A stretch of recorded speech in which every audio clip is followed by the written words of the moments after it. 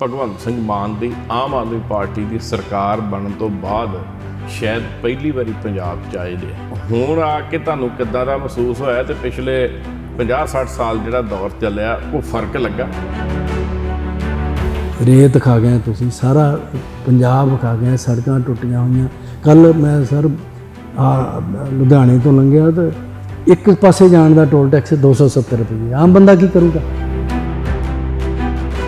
ਤੁਸੀਂ ਹੋਰ ਮਿਸ਼ਨ ਚਲਾਇਆ ਹੈ ਜਲ੍ਹਿਆਂਵਾਲੇ ਬਾਗ ਬਾਰੇ, ਕੋਈ ਇੰਗਲੈਂਡ ਵੀ ਤੁਸੀਂ ਗਏ ਸੀ, ਇੱਥੇ ਆ ਕੇ ਵੀ ਤੁਸੀਂ ਕੋਈ ਡਿਮਾਂਡ ਕਰਦੇ ਰਹੇ ਸੀ, ਉਹ ਕੀ ਇਸ਼ੂ ਸੀ? 13 ਅਪ੍ਰੈਲ 1919 ਨੂੰ 4 ਵਜੇ ਗੋਲੀ ਸ਼ੁਰੂ ਕਰਤੀ। 4:10 ਤੇ ਅਸਲਾ ਮੁੱਕ ਗਿਆ, ਜੋ ਇਨਫੋਰਮੇਸ਼ਨ ਅਸੀਂ ਪੜ੍ਹੀ, ਔਰ 10 ਮਿੰਟਾਂ 'ਚ ਹਜ਼ਾਰਾਂ ਲੋਕ ਮਾਰ ਕੇ ਹੋ ਗਏ। ਕਿ ਕੁਛ ਦੇਸ਼ ਭਗਤ ਆ ਜਿਨ੍ਹਾਂ ਦਾ ਹਰ ਸੜਕ ਤੇ ਨਾਂ, ਬਹੁਤ ਸਾਰੇ ਚੌਂਕਾਂ ਦੇ ਨਾਂ, ਪਰ ਬਹੁਤ ਸਾਰੇ ਲੋਕ ਸ਼ਹੀਦ ਹੋ ਗਏ ਜਿਨ੍ਹਾਂ ਦੇ ਨਾਮ ਹੀ ਨਹੀਂ ਕਿਤੇ। ਜੇ ਨਾਂ ਆ ਤਾਂ ਕੋਈ ਪੁੱਛਦਾ ਨਹੀਂ। ਅਸੀਂ ਉਹ ਜਿਹੜੇ ਅਣਗੌਲੇ ਵਰਗੇ ਆ ਰਹਿ ਗਏ ਲੋਕ, ਉਹਨਾਂ ਨੂੰ ਅਸੀਂ ਚਾਹੁੰਦੇ ਵੀ ਉਹਨਾਂ ਦੀ ਜਿਹੜੀ ਉਹਨਾਂ ਨੇ ਸ਼ਹਾਦਤਾਂ ਦਿੱਤੀਆਂ, ਉਹਨਾਂ ਨੇ ਜਿਹੜੀਆਂ ਕੁਰਬਾਨੀਆਂ ਵਾ, ਉਹਨਾਂ ਨੂੰ ਦੇਸ਼ ਮਨਜ਼ੂਰ ਕਰੇ ਕਿ ਇਹਨਾਂ ਦੀਆਂ ਕੁਰਬਾਨੀਆਂ।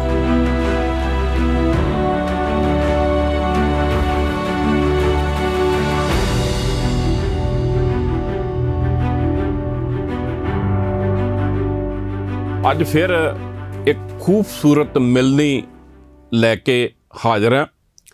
ਕੈਨੇਡਾ ਜਦੋਂ ਨਾਂ ਲੈਂਦੇ ਆ ਤੇ ਸਾਨੂੰ ਬਹੁਤ ਚਿਹਰੇ ਦਿਖਦੇ ਨੇ।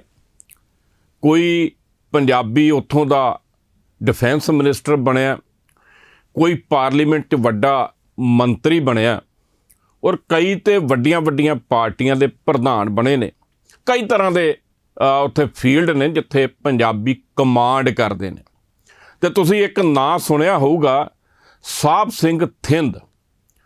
ਨਾਂ ਵੀ ਸ਼ਾਇਦ ਮਾਤਾ ਨੇ ਚੁਣ ਕੇ ਰੱਖਿਆ। ਸਾਹਿਬ ਕੈਨੇਡਾ ਦਾ ਸਾਹਿਬ ਹੀ ਹੈ। ਇਹ ਉਹ ਸਾਹਿਬ ਹੈ ਜਿਹਨੇ ਕੈਨੇਡਾ ਦੇ 2 ਪ੍ਰਧਾਨ ਮੰਤਰੀਆਂ ਨੂੰ ਮੁਆਫੀ ਮੰਗਣ ਲਈ ਮਜਬੂਰ ਕੀਤਾ।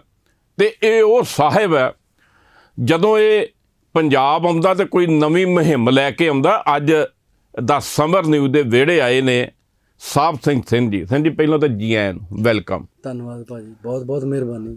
ਥਿੰਦ ਸਾਹਿਬ, ਜਦੋਂ ਤੁਹਾਡਾ ਨਾਂ ਲਈਦਾ ਫਿਰ professor Mohan Singh memorial foundation ਯਾਦ ਆਉਂਦੀ ਹੈ ਜਿਹਦੇ ਤੁਸੀਂ ਪ੍ਰਧਾਨ ਜੇ। ਅਤੇ ਫਿਰ ਗਦਰੀ ਬਾਬਿਆਂ ਦੇ ਜਿਹੜੇ ਮੇਲੇ ਕਈ ਸਾਲਾਂ ਤੋਂ ਕਰਾ ਰਹੇ ਜੇ ਸਰੀ 'ਚ, ਵੱਡੀ ਗਿਣਤੀ 'ਚ ਲੋਕ, ਅਤੇ ਸਟੇਜ ਤੁਹਾਡਾ ਜਿਹੜਾ ਉਹ ਸਿਖਰ ਦੇ ਗਾਇਕਾਂ ਨਾਲ, ਕਲਾਕਾਰਾਂ ਨਾਲ ਭਰਿਆ ਹੁੰਦਾ। ਲੱਗਦਾ ਜਿਵੇਂ ਪੰਜਾਬ ਸਰੀ 'ਚ ਚੱਲ ਗਿਆ।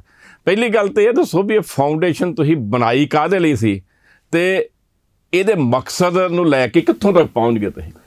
ਦੇਖੋ, ਤੁਸੀਂ ਕਿਹਾ ਕਿ ਜਿੱਦਾਂ ਸਰੀ ਪੰਜਾਬ ਲੱਗਦਾ ਹੈ, ਗੱਲ ਇਹ ਹੈ ਕਿ ਅਸੀਂ ਭਾਵੇਂ ਪੰਜਾਬ 'ਚ ਨਹੀਂ ਰਹਿੰਦੇ, ਪਰ ਸਾਡੇ ਖੂਨ ਵਿੱਚ, ਸਾਡੇ ਬਲੱਡ ਵਿੱਚ ਪੰਜਾਬ ਵਸਦਾ, ਦਿਲ ਵਿੱਚ ਪੰਜਾਬ ਵਸਦਾ, ਧੜਕਦਾ। ਔਰ ਅਸੀਂ 1983 'ਚ ਮੈਂ ਗਿਆ ਜੀ ਆਪਣੇ ਪਰਿਵਾਰ ਸਮੇਤ। ਉੱਥੇ ਜਾ ਕੇ ਸਾਨੂੰ ਪਤਾ ਲੱਗਾ ਕਿ ਸਾਡੇ ਬਜ਼ੁਰਗਾਂ ਨੇ ਉੱਥੇ ਬਹੁਤ ਕਾਲਨਾ ਕੀਤੀ, ਕਿਉਂਕਿ ਅਸੀਂ ਸਾਰੇ ਇੱਥੋਂ ਤੰਗੀਆਂ ਤੁਰਸ਼ੀਆਂ ਕਰਕੇ, ਉੱਥੇ ਆਰਥਿਕ ਹਾਲਤ ਕਰਕੇ ਉੱਥੇ ਜਾਂਦੇ ਆ। ਪਰ ਜਦੋਂ ਸਾਨੂੰ ਪਤਾ ਲੱਗਾ ਕਿ ਸਾਡੇ ਬਜ਼ੁਰਗ ਸਾਡੇ ਤੋਂ ਵੀ 100 ਸਾਲ ਪਹਿਲਾਂ ਇੱਥੇ ਆਏ ਸੀ, ਔਰ ਉਹ ਸ਼ਾਇਦ ਸਾਡੇ ਤੋਂ ਵੀ ਜ਼ਿਆਦਾ ਤੰਗ ਹੋਣ, ਪਰ ਉਹਨਾਂ ਨੇ ਆਪਦੀਆਂ ਉਹਨਾਂ ਹਾਲਤਾਂ ਵੱਲ ਨਹੀਂ ਵੇਖਿਆ। ਉਹਨਾਂ ਨੇ ਸਾਡੇ ਆਉਣ ਵਾਲੀ ਜਨਰੇਸ਼ਨ ਸਾਡੇ ਬਾਰੇ ਸੋਚਿਆ। ਉਹਨਾਂ ਨੇ ਇਸ ਦੇਸ਼ ਬਾਰੇ ਸੋਚਿਆ, ਕਿਉਂਕਿ ਸਾਨੂੰ ਵੀ ਉੱਥੇ ਕੋਈ ਹੱਕ ਨਹੀਂ ਸੀ, ਇਮੀਗ੍ਰੇਸ਼ਨ ਦਾ ਹੱਕ ਨਹੀਂ ਸੀ, ਵੋਟ ਦਾ ਹੱਕ ਨਹੀਂ ਸੀ, ਔਰ ਇੱਥੋਂ ਤੱਕ ਕਿ ਪ੍ਰੋਪਰਟੀ ਵੀ ਲੈ ਨਹੀਂ ਸਕਦੇ। ਔਰ ਤੁਸੀਂ ਅਗਰ ਕੋਈ ਬੰਦਾ ਮਰ ਜਾਂਦਾ ਸੀ, ਉਹਦਾ ਵੀ ਪ੍ਰੋਪਰ ਸੰਸਕਾਰ ਨਹੀਂ ਸੀ ਹੁੰਦਾ, ਸੰਸਕਾਰ ਲਈ ਵੀ ਉੱਥੇ ਥਾਂ ਨਹੀਂ ਸੀ। ਹਾਂਜੀ, ਸੋ ਇਹ ਸਾਰੇ ਲਈ ਬਹੁਤ ਉਹਨਾਂ ਨੇ ਪਹਿਲਾਂ ਉਹਨਾਂ ਦੀ ਦੋਹਰੀ ਯੋਗਦਾਨ ਆ ਸਾਡੇ ਲਈ ਜੀ, ਦੋਹਰੀ ਕੁਰਬਾਨੀ। ਇੱਕ ਉੱਥੇ ਸਾਨੂੰ ਹੱਕ ਲੈ ਕੇ ਦਿੱਤੇ, ਨਾਲ ਉਹਨਾਂ ਨੇ ਇਹ ਸੋਚਿਆ ਕਿ ਸਾਡੀ ਜਿਹੜੀ ਇੱਥੇ ਗੁਲਾਮਾਂ ਵਾਲਾ ਵਿਹਾਰ ਹੋ ਰਿਹਾ, ਇਸ ਕਰਕੇ ਕਿ ਦੇਸ਼ ਗੁਲਾਮ ਆ। ਇਹਦੇ ਕਰਕੇ ਉਹਨਾਂ ਨੇ ਜਦੋਜਹਿਦ ਕੀਤੀ। ਜੋ ਸਾਨੂੰ ਪਤਾ ਲੱਗਾ ਕਿ ਇਹ ਅਸੀਂ ਉਹਦੇ ਬਾਰੇ ਪੜ੍ਹਿਆ, ਪਹਿਲਾਂ ਸਾਨੂੰ ਸਾਦਾ ਇਨਫੋਰਮੇਸ਼ਨ ਸੀ, ਪਰ ਜਦੋਂ ਹਿਸਟੋਰੀਅਨ ਯਾਨੀ ਕੇਸਰ ਸਿੰਘ ਜੀ ਨਾਵਲਿਸਟ ਉਹਨਾਂ ਨੇ ਸਾਨੂੰ ਪ੍ਰੇਰਨਾ ਦਿੱਤੀ। ਬਾਬਾ ਭਗਤ ਸਿੰਘ ਜੀ ਬਿਲਗਾ ਸੀ ਕਿ ਬੇਟਾ ਇਹ ਕੰਮ ਕਰਨ ਵਾਲਾ, ਇਹ ਕਰੋ। ਪਰ ਅਸੀਂ ਸੰਸਥਾ ਜਿਹੜੀ professor Mohan Singh memorial foundation ਆ, ਇਹ ਸਰਦਾਰ ਜਗਦੇਵ ਸਿੰਘ ਜਸਵਾਲ ਹੁਣੀ ਬਣਾ ਕੇ ਆਏ ਸੀ ਜੀ। ਅੱਛਾ। ਔਰ ਉਹਨਾਂ ਨੇ ਬੋਰਡ ਮੇਲੇ ਦੇ ਬਾਬਾ ਬਿਲਕੁਲ ਜੀ, ਉਹਨਾਂ ਨੇ ਤਾਂ ਅਸੀਂ ਤਾਂ ਐਕਚੁਅਲੀ ਇਹ ਬਣਾਈ ਸੀ ਵੀ ਅਸੀਂ ਕੁਝ ਭਾਸ਼ਾ ਦਾ ਦੇ ਵਿਕਾਸ ਲਈ ਜਾਂ ਮਾਂ ਬੋਲੀ ਲਈ ਕੋਈ ਤਿਲ ਫੁੱਲ ਜਿੰਨਾ ਕੁ ਕਰ ਸਕਦੇ ਉਹ ਕਰਾਂਗੇ। ਪਰ ਉਸ ਤੋਂ ਬਾਅਦ ਜਦੋਂ ਗਿਆਨੀ ਜੀ ਮਿਲੇ ਤਾਂ ਉਹਨਾਂ ਨੇ ਕਿਹਾ ਬੇਟਾ ਇੱਥੇ ਗਦਰੀਆਂ ਦਾ ਬਹੁਤ ਕੰਮ ਹੈ, ਪਹਿਲਾਂ ਤਾਂ ਥੋੜ੍ਹਾ ਬਹੁਤਾ ਪੜ੍ਹੋ। ਅਸੀਂ ਪੜ੍ਹਿਆ, ਫਿਰ ਅਸੀਂ ਕਿਹਾ ਵੀ ਨਹੀਂ ਇਹ ਕੰਮ ਤੇ ਹੋਣ ਵਾਲਾ। ਤੁਸੀਂ ਮੇਰਾ ਖਿਆਲ ਪ੍ਰੋਜੈਕਟ ਤੁਹਾਡਾ ਸੀ ਜਾਂ ਮਿਸ਼ਨ ਸੀ ਕਾਮਾਗਾਟਾ ਮਾਰੂ ਜਿਹੜੀ ਇੰਸੀਡੈਂਟ ਸੀ, ਉਹਦੇ ਤੇ ਕਈ ਸਾਲ ਤੁਸੀਂ ਸੰਘਰਸ਼ ਕੀਤਾ, ਉਹ ਕੀ ਸੀ? ਦੇਖੋ ਅਸਲੀ ਸੰਘਰਸ਼ ਤਾਂ ਗਦਰੀਆਂ ਨੇ ਕੀਤਾ ਜੀ। ਦੇਖੋ ਗੱਲ ਹੈ ਕਿ ਗਦਰ ਪਾਰਟੀ 1913 ਚ ਬਣੀ ਔਰ ਇਹ ਕਾਂਡ 1914 ਦਾ ਹੋਇਆ। ਇਹ ਥੋੜਾ ਕਾਂਡ ਬਾਰੇ ਦੱਸੋ। ਗੱਲ ਹੈ ਉਦੋਂ ਭਾਈ ਜਿਹੜੀ ਉੱਥੇ ਵਸੋਂ ਸੀ ਉਹ ਬਹੁਤ ਥੋੜੀ ਸੀ, ਔਰ ਆਪਣੀ ਜਿਹੜੀ ਭਾਰਤੀ ਸਾਊਥ ਏਸ਼ੀਅਨ ਕਮਿਊਨਿਟੀ ਦੀ, ਔਰ ਇਹ ਕਾਨੂੰਨ ਬਣਨੇ ਸ਼ੁਰੂ ਹੋ ਗਏ ਵੀ ਚਾਈਨੀਜ਼ ਵੀ ਨਾ ਆਉਣ, ਜਾਪਾਨੀ ਵੀ ਨਾ ਆਉਣ, ਅੱਡ ਹਰ ਇੱਕ ਲਈ ਅੱਡ ਕਿਸੇ ਤੇ ਹੈਡ ਟੈਕਸ ਲਾਤਾ। ਇਸੇ ਤਰ੍ਹਾਂ ਹੀ ਜਿਹੜਾ ਸਾਊਥ ਏਸ਼ੀਅਨ ਦਾ ਭਾਰਤੀ ਭਾਈਚਾਰਾ ਸੀ ਉਦੋਂ, ਕਿਉਂਕਿ ਪਾਕਿਸਤਾਨੀ ਸਾਰੇ ਇਕੱਠੇ ਸੀਗੇ, ਔਰ ਇਹਨਾਂ ਲਈ ਇਹ ਬਣਾਤਾ ਕਿ ਕੰਟੀਨਿਊਸ ਜਰਨੀ ਦਾ, ਤਾਂ ਜੇ ਲੋਕ ਆ ਨਾ ਸਕਣ। ਔਰ ਉਹ ਕੰਟੀਨਿਊਸ ਜਰਨੀ ਇਹ ਸੀ ਕਿ ਕੋਈ ਵੀ ਸ਼ਿਪ ਕੰਟੀਨਿਊਸ ਜਰਨੀ ਕਰਕੇ ਉੱਥੇ ਜਾ ਸਕਦਾ, ਦੂਜਾ ਨਹੀਂ, ਬ੍ਰੇਕ ਲਾ ਕੇ ਨਹੀਂ ਜਾ ਸਕਦਾ, ਨਹੀਂ ਲਾ ਸਕਦਾ। ਮਤਲਬ ਅਸਿੱਧੇ ਢੰਗ ਨਾਲ ਰਸਤਾ ਬੰਦ ਕਰਨ ਦਾ ਸੀ ਤਰੀਕਾ ਸੀ। ਔਰ ਉਹ ਇਹ ਸੀਗਾ ਕਿ ਉਦੋਂ ਹਾਂਗਕਾਂਗ ਤੋਂ ਤੇ ਸ਼ਿਪ ਜਾ ਸਕਦੇ ਸੀ, ਪਰ ਕਲਕੱਤੇ ਤੋਂ ਨਹੀਂ ਸੀ, ਜਾਂ ਬੰਬੇ ਇਹਨਾਂ ਪੋਰਟਾਂ ਤੋਂ ਨਹੀਂ ਸੀ ਜਾ ਸਕਦੇ। ਸੋ ਸਾਡੇ ਬਜ਼ੁਰਗਾਂ ਨੇ ਕੀ ਕੀਤਾ, ਉਸ ਕਾਨੂੰਨ ਨੂੰ ਚੈਲੰਜ ਕਰਨ ਲਈ ਇਹਨਾਂ ਨੇ ਹਾਂਗਕਾਂਗ ਜਾ ਕੇ ਉੱਥੋਂ ਸ਼ਿਪ ਲੈ ਕੇ ਉਹਨੂੰ ਚੈਲੰਜ ਕੀਤਾ। ਔਰ ਉਹ ਸ਼ਿਪ ਦਾ ਨਾਮ ਸੀ ਕਾਮਾਗਾਟਾ ਮਾਰੂ। ਹਾਂਜੀ, ਉਹ ਲੀਜ਼ ਕੀਤਾ। ਔਰ ਉਹਦੇ ਵਿੱਚ ਬਾਬਾ ਗੁਰਮੀਤ ਸਿੰਘ ਲਾਲਤੋਂ ਵਰਗੇ ਦੇਸ਼ ਭਗਤ ਵੀ ਸੀਗੇ, ਔਰ ਉਹਦੇ ਵਿੱਚ ਬਾਬਾ ਗੁਰਦੇਵ ਸਿੰਘ ਹੁਣਾਂ ਨੇ ਉਹ ਲੀਜ਼ ਕੀਤਾ। ਪਰ ਉੱਥੇ ਜਿਹੜੇ ਸਾਂਭਣ ਵਾਲੇ ਗਦਰੀ ਸੀ, ਦੇਸ਼ ਭਗਤ ਸੀ, ਉਹਨਾਂ ਦਾ ਬਹੁਤ ਵੱਡਾ ਕੰਮ ਸੀ ਜੀ। ਭਾਈ ਬਲਵੰਤ ਸਿੰਘ ਖੁਰਦਪੁਰ ਕਿੰਨੇ ਸੀ ਟੋਟਲ ਉਹਦੇ ਚ? 376 ਮੁਸਾਫਰ ਸੀ। ਔਰ ਸਾਰੇ ਉਹਨਾਂ ਚੋਂ ਮੈਂ ਇਹ ਕਹਾਂ ਕਿ 350 ਦੇ ਕਰੀਬ ਸਿੱਖ ਵਸੋਂ ਸੀ, 12 ਹਿੰਦੂ ਕਮਿਊਨਿਟੀ ਨਾਲ ਤੇ 24 ਮੁਸਲਮਾਨ ਭਾਈਚਾਰਾ ਸੀ। ਪਰ ਮੈਂ ਉਹਨਾਂ ਨੂੰ ਸਾਰਿਆਂ ਨੂੰ ਭਾਰਤੀ ਇਨਸਾਨ ਸੀ ਇਹ ਲੋਕ, ਮੈਂ ਤਾਂ ਸਿਰਫ ਜਾਣਕਾਰੀ ਲਈ ਇਹ ਇਨਫੋਰਮੇਸ਼ਨ ਸ਼ੇਅਰ ਕਰ ਰਿਹਾ, ਅਦਰਵਾਈਜ਼ ਸਾਡੇ ਲਈ ਉਹ ਸਾਰੇ ਮਾਨ ਬਰਾਬਰ ਸੀ। ਹਾਂਜੀ, ਸੋ ਅਸੀਂ ਸਾਰੇ ਹੀ ਸੰਘਰਸ਼ੀ ਯੋਧੇ ਸੀ? ਨਹੀਂ, ਉਹਨਾਂ ਨਹੀਂ, ਉਹ ਸਾਰੇ ਤਾਂ ਸਧਾਰਨ ਸੀਗੇ, ਉੱਥੇ ਜਾਣਾ ਚਾਹੁੰਦੇ ਸੀ, ਪਰ ਉਹਨਾਂ 'ਚ ਥੋੜੇ ਸੀ ਜਿਹੜੇ ਪਹਿਲਾਂ ਗਦਰ ਜਿਹੜੀ ਮੂਵਮੈਂਟ ਨਾਲ ਜੁੜੇ ਹੋਏ ਸੀ। ਹਾਂਜੀ, ਤੇ ਕਿਉਂਕਿ ਬਾਬਾ ਜਿਹੜੇ ਚੈਲੰਜ ਦੇਣ ਜਾ ਰਹੇ ਸੀ, ਪਰ ਉੱਥੇ ਉਹ ਕਾਨੂੰਨ ਨੂੰ ਚੈਲੰਜ ਸੀ। ਉੱਥੋਂ ਦੀ ਜਿਹੜੀ ਭਾਈ ਭਾਗ ਸਿੰਘ ਹੁਣੀ ਜਿਹੜੀ ਉੱਥੇ ਖਾਲਸਾ ਦੀਵਾਨ ਸੁਸਾਇਟੀ ਸੀ, ਉਹਨਾਂ ਨੇ ਉਹ ਸ਼ਿਪ ਨੂੰ ਸਾਂਭਿਆ, ਵਕੀਲ ਕੀਤੇ। ਪਰ 2 ਮਈ ਨੂੰ ਉਹ ਸ਼ਿਪ 1914 ਨੂੰ ਲੱਗਾ ਤੇ 2 ਜੁਲਾਈ ਨੂੰ 23 ਮਈ ਨੂੰ ਲੱਗਿਆ ਤੇ 23 ਜੁਲਾਈ ਨੂੰ ਉਹ ਸ਼ਿਪ ਜਿਹੜਾ ਉਹਨੂੰ ਨਹੀਂ ਸਾਲ ਕਿਹੜਾ 1914 ਤੇ ਪੂਰੇ 2 ਮਹੀਨੇ ਬਾਅਦ ਉਹਨੂੰ ਬਿਨਾਂ ਸੁਣਵਾਈ ਤੋਂ ਇਹ ਕਹਿ ਸਕਦੇ ਬੜਾ ਬੇਇਨਸਾਫੀ ਮਨੁੱਖੀ ਅਧਿਕਾਰਾਂ ਦੀ ਉਲੰਘਣਾ ਸੀ ਸ਼ਰੇਆਮ। ਸੋ ਅਸੀਂ ਕਿਉਂਕਿ ਗਦਰੀ ਬਾਬਿਆਂ ਦੀ ਗੱਲ ਕਰਦੇ ਸੀ, ਰੁਕਿਆ ਰਿਹਾ 2 ਮਹੀਨੇ। ਤੇ ਫਿਰ ਰਾਸ਼ਨ ਪਾਣੀ ਉਹਨਾਂ ਦਾ ਸਾਰਾ ਕੁਝ ਰਾਸ਼ਨ ਸ਼ਿਪ ਦੇ ਅੰਦਰ ਵੀ ਸੀ, ਪਰ ਬਾਹਰੋਂ ਵੀ ਜਿਹੜੇ ਦੇਸ਼ ਭਗਤ ਆ ਉਹਨਾਂ ਨੇ ਕਮੇਟੀ ਬਣਾ ਕੇ ਬਕਾਇਦਾ ਉਹਦੇ ਲਈ ਵਕੀਲ ਵਗੈਰਾ ਕੀਤੇ। ਐਡਵਰਡ ਬਰਡ ਹੁਣਾਂ ਦੇ ਨਾਂ ਦੇ ਵਕੀਲ ਸੀ। ਅਸੀਂ ਉਹ ਵਕੀਲ ਦੇ ਪੋਤੇ ਨੂੰ ਲੱਭ ਕੇ, ਉਹ ਵੀ ਵਕੀਲ ਸੀ, ਉਹਨਾਂ ਨੂੰ ਅਸੀਂ ਓਨਰ ਕੀਤਾ ਮੇਲੇ ਦੇ ਸਦਕੇ। ਸਾਡੀ ਕੋਸ਼ਿਸ਼ ਸੀ ਕਿ ਜਿਹੜੀ ਸਾਡੀ ਹਿਸਟਰੀ ਆ ਉਹਨੂੰ, ਮੇਲਾ ਦਾ ਮਤਲਬ ਵੀ ਮੇਲੇ ਦਾ ਇਹ ਸੀਗਾ ਕਿ ਇਕੱਲਾ ਇੱਥੇ ਗਾਉਣ ਜਾਂ ਭੰਗੜੇ ਹੀ ਨਾ ਪੈਣ, ਅਸੀਂ ਲੋਕਾਂ ਨੂੰ ਗਦਰ ਮੂਵਮੈਂਟ ਬਾਰੇ, ਗਦਰੀਆਂ ਦੇ ਕੰਮਾਂ ਬਾਰੇ ਵੀ ਐਜੂਕੇਟ ਕਰੀਏ, ਆਪਣੇ ਇਤਿਹਾਸ ਬਾਰੇ ਦੱਸੀਏ। ਅਸੀਂ ਉਹਦੇ ਲਈ ਬਹੁਤ ਖੂਬਸੂਰਤ ਸੋਵੀਨੀਅਰ ਤਕਰੀਬਨ ਕੱਢਦੇ ਹਾਂ ਹਰ ਸਾਲ। ਅਸੀਂ ਫਿਰ ਜਦੋਂ ਫਾਊਂਡੇਸ਼ਨ ਬਣਾਈ, ਅਸੀਂ ਪਟੀਸ਼ਨਾਂ ਸਾਈਨ ਕਰਕੇ ਪਾਰਲੀਮੈਂਟ ਵਿੱਚ ਭੇਜੀਆਂ 20,000 ਕਿ ਉਹ ਤੁਸੀਂ ਇਹ ਗਲਤੀ ਕੀਤੀ ਹੈ, ਸਾਨੂੰ ਪੈਸੇ ਨਹੀਂ ਚਾਹੀਦੇ। ਪਰ ਪਾਰਲੀਮੈਂਟ ਵਿੱਚ ਕਿਉਂਕਿ ਕਾਨੂੰਨ ਬਣਿਆ ਸੀ ਕੰਟੀਨਿਊ ਜਰਨੀ ਦਾ, ਪਾਰਲੀਮੈਂਟ ਵਿੱਚ ਹੀ ਉਹ ਕਾਨੂੰਨ ਵਾਪਸ ਹੋ ਗਏ। ਸੋ ਉਹਦੇ ਲਈ ਸਰਕਾਰ ਪਹਿਲਾਂ ਰੈਕੋਗਨਾਈਜ਼ 2006 ਚ ਪ੍ਰਧਾਨ ਮੰਤਰੀ ਹਾਰਪਰ ਕਰ ਗਿਆ ਸੀ ਆਪਣੀ ਸਟੇਜ ਤੇ। ਉਹ ਜਿਹੜਾ ਸੀ ਉਹ ਕੰਡੀਸ਼ਨ ਤੋੜ ਗਿਆ ਸੀ? ਨਹੀਂ, ਉਹ ਇਹ ਕਹਿ ਗਏ ਸੀ ਵੀ ਇਹ ਇਸ਼ੂ ਹੈਗਾ, ਉਹਨੂੰ ਮਾਨਤਾ ਦੇਤੀ ਸੀ ਸਰਕਾਰ ਵੱਲੋਂ। ਪਹਿਲਾਂ ਮਾਨਤਾ ਹੀ ਨਹੀਂ ਸੀ ਵੀ ਇਹ ਕੋਈ ਗੱਲ ਹੋਈ ਵੀ ਆ। ਔਰ ਉਸ ਤੋਂ ਬਾਅਦ ਫਿਰ 2009 ਵਿੱਚ ਉਹਨਾਂ ਨੇ ਕੀ ਕੀਤਾ ਕਿ ਉਹ ਆਏ, ਉਹਨਾਂ ਨੇ ਉੱਥੇ ਹੀ ਉਹਨਾਂ ਨੇ ਮਾਫੀ ਮੰਗ ਲਈ, ਜਿਹਨੂੰ ਕਿ ਅਸੀਂ ਕਹਿਤਾ ਸੀ ਕਿ ਮਾਫੀ ਪਾਰਲੀਮੈਂਟ 'ਚ ਹੋਣੀ ਚਾਹੀਦੀ ਹੈ, ਤੁਹਾਡਾ ਧੰਨਵਾਦ। ਕਿਹੜੇ ਪ੍ਰਾਈਮ ਮਿਨਿਸਟਰ ਨੇ? ਮਿਸਟਰ ਹਾਰਪਰ, ਉਹ 2 ਵਾਰੀ ਆਏ। ਪਰ ਅਸੀਂ ਉਹਨੂੰ ਇੱਕ ਕਿਸਮ ਦਾ ਮੇਲੇ 'ਚ ਆਏ ਸੀ, ਮੈਂ ਆਪਣੇ ਗਦਰੀ ਬਾਬਿਆਂ ਦੇ ਮੇਲੇ ਸਟੇਜ ਤੇ ਆ ਕੇ ਉਹਨਾਂ ਨੇ ਮਾਫੀ ਮੰਗੀ ਸੀ। ਪਰ ਐਜ ਏ ਕਿਉਂਕਿ ਉਹਦਾ ਮੁੱਖ ਸੇਵਾਦਾਰ ਮੇਰੇ ਕਰਕੇ ਮੈਂ ਹੀ ਬੋਲਣਾ ਸੀ ਉਹਨਾਂ ਤੋਂ ਬਾਅਦ। ਜੀ। ਤੇ ਉਹਨਾਂ ਨੂੰ ਅਸੀਂ ਉਹ ਕਹਿਤਾ ਸੀ ਵੀ ਇਹ ਆਫੀਸ਼ੀਅਲ ਜਿਹੜੀ ਆ ਮਾਫੀ ਆ ਜਿਹੜੀ ਇਹ ਰੈਕੋਗਨਾਈਜ਼ ਪਾਰਲੀਮੈਂਟ ਦੇ ਵਿੱਚ ਹੋਣੀ ਚਾਹੀਦੀ। ਜੇ ਉੱਥੇ ਮੰਗੋਗੇ ਮਾਫੀ ਫਿਰ ਅਸੀਂ ਸੈਟੀਸਫਾਈ ਹੋ। ਹਾਂ ਬਿਲਕੁਲ। ਓਕੇ। ਔਰ ਉਹ ਉਸ ਤੋਂ ਬਾਅਦ ਫਿਰ ਸਾਡੇ ਪ੍ਰਧਾਨ ਮੰਤਰੀ ਜਿਹੜੇ ਜਸਟਨ ਟਰੂਡੋ ਜੀ, ਇਹ ਆਏ ਮੇਲੇ 'ਚ।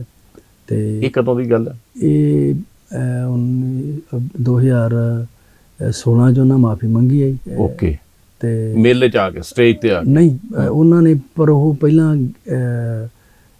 14 'ਚ ਆਏ, 13 'ਚ ਆਏ, ਔਰ ਉਹਨਾਂ ਨੇ ਇਹ ਆ ਕੇ ਕਿਹਾ ਕਿ ਜੇ ਅਗਰ ਅਸੀਂ ਜਦੋਂ ਵੀ ਮੈਂ ਪ੍ਰਧਾਨ ਮੰਤਰੀ ਬਣਿਆ 90 ਦਿਨਾਂ 'ਚ ਮਾਫੀ ਮੰਗੂਗਾ। ਔਰ ਉਹਨਾਂ ਨੇ ਆਪਣੇ ਵਾਅਦੇ ਤੇ ਪੂਰੇ ਰਹੇ। ਉਹ 2015 'ਚ ਆ ਗਏ ਸੀ? ਹਾਂਜੀ, ਉਹ 2015 'ਚ। ਜੀ ਜੀ ਜੀ। ਹਾਂਜੀ, 18 ਮਈ ਤੇ 2016 'ਚ ਬਕਾਇਦਾ ਤੌਰ ਤੇ ਉਹਨਾਂ ਪਾਰਲੀਮੈਂਟ 'ਚ ਜਿਹੜੀ ਆ ਉਹ ਮਾਫੀ ਮੰਗ ਲਈ ਸੀ। ਪਾਰਲੀਮੈਂਟ 'ਚ ਬਕਾਇਦਾ ਪਾਰਲੀਮੈਂਟ ਦੀ ਫਲੋਰ ਤੇ। ਓਕੇ। ਔਰ ਉਹਦੇ ਵਿੱਚ ਉਹਨਾਂ ਨੇ ਸਾਡੀ foundation professor Mohan Singh memorial foundation ਦਾ ਇਹਦੇ ਕੰਮਾਂ ਦਾ ਕੰਟਰੀਬਿਊਸ਼ਨ ਦਾ ਖਾਸ ਤੌਰ ਤੇ ਜ਼ਿਕਰ। ਉਸ ਦਿਨ ਤੁਸੀਂ ਪਾਰਲੀਮੈਂਟ 'ਚ ਸੀ? ਬਿਲਕੁਲ, ਅਸੀਂ ਕਿਆ ਬਾਕੀ ਸਾਰਾ ਭਾਈਚਾਰਾ ਵੀ ਸੀ, ਮੇਰੇ ਬੱਚੇ ਸੀ, ਮੇਰੀ ਵਾਈਫ ਸੀ ਉਦੋਂ, ਉਹ ਵੀ ਸੀ, ਸਾਡੇ ਮੁੱਖ ਮੰਤਰੀ ਪ੍ਰੀਮੀਅਰ ਸੀ ਸਾਡੇ ਕੋਲ ਬੈਠੇ। ਸੋ ਉਹ ਦਿਨ ਅੱਛਾ, BC ਦੇ ਪ੍ਰੀਮੀਅਰ ਹੋ ਗਏ? ਹਾਂਜੀ। ਸੋ ਉਸ ਦਿਨ ਸਾਰੀ ਕੈਨੇਡਾ ਤੋਂ ਜਿਹੜੀਆਂ ਨਾਮਵਰ ਸ਼ਖਸੀਅਤਾਂ ਉਹਨੇ ਸੱਦੀਆਂ ਹੋਈਆਂ ਸੀ।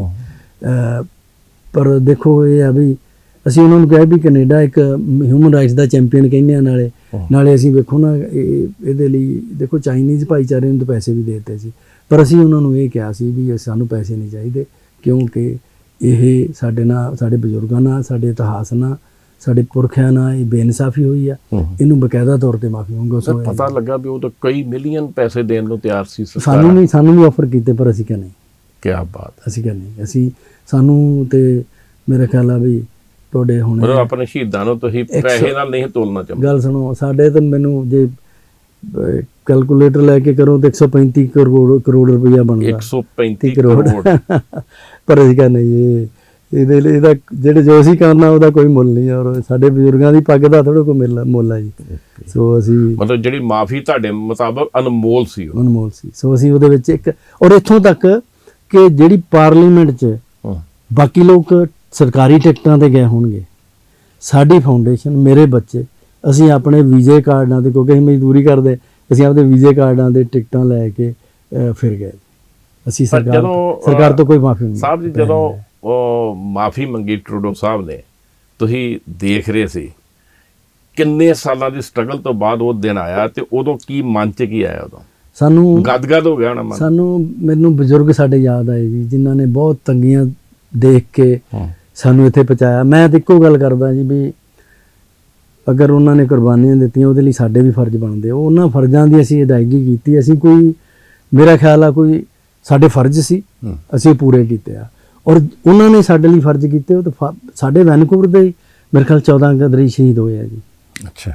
ਕੁਛ ਇੱਥੇ ਆ ਕੇ ਭਾਈ ਬਲਵੰਤ ਸਿੰਘ ਖੁਰਦਪੁਰ ਹੁਣੀ ਲਾਹੌਰ ਫਾਂਸੀ ਹੋਏ, ਸਿੰਘ ਸਾਹਿਬ ਭਾਈ ਜਿਹੜੇ ਪਹਿਲੇ ਗ੍ਰੰਥੀ ਸੀਗੇ, ਸਿੰਘ ਸਾਹਿਬ ਭਾਈ ਭਾਗ ਸਿੰਘ, ਭਾਈ ਬਤਨ ਸਿੰਘ ਗੁਰਦੁਆਰੇ 'ਚ ਸ਼ਹੀਦ ਹੋਏ।